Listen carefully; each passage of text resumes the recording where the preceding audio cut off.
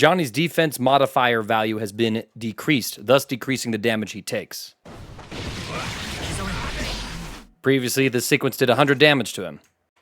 Let's take a look at the current damage he takes.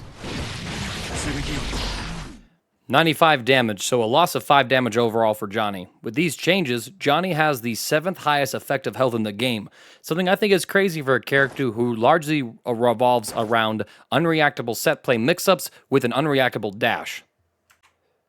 Johnny's 6B has increased recovery, so we will again compare these side by side.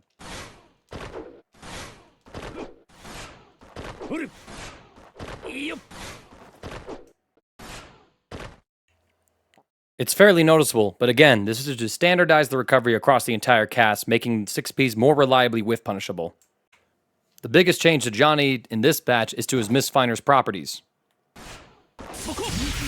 Previously, if you try to use this against projectiles, it would not interact with them.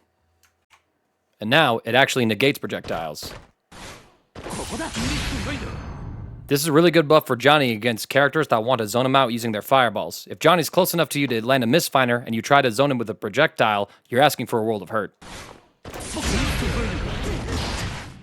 So this can flip some matchups on its head, or at least dynamics of the matchups.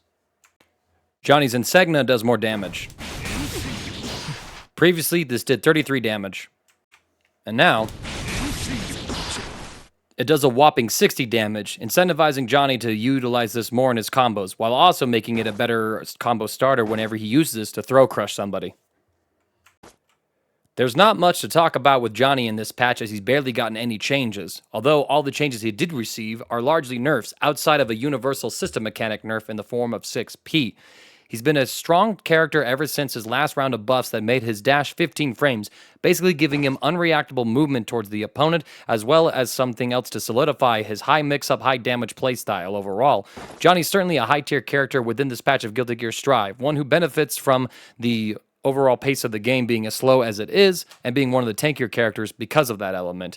He may struggle a little bit more just because only one move of his has increased damage, and so overall, it should take Johnny maybe 1 to 2 more touches in order to get the securing kill on an opponent, but his pressure is still great, his mix-up game is still great, as is his conversion routes overall, and with his unreactable dash, I feel like he's still going to be a strong character for Guilty Gear Strive players to be facing off against going forward. We'll see what Arc System Works wants to do with the character in the next patch.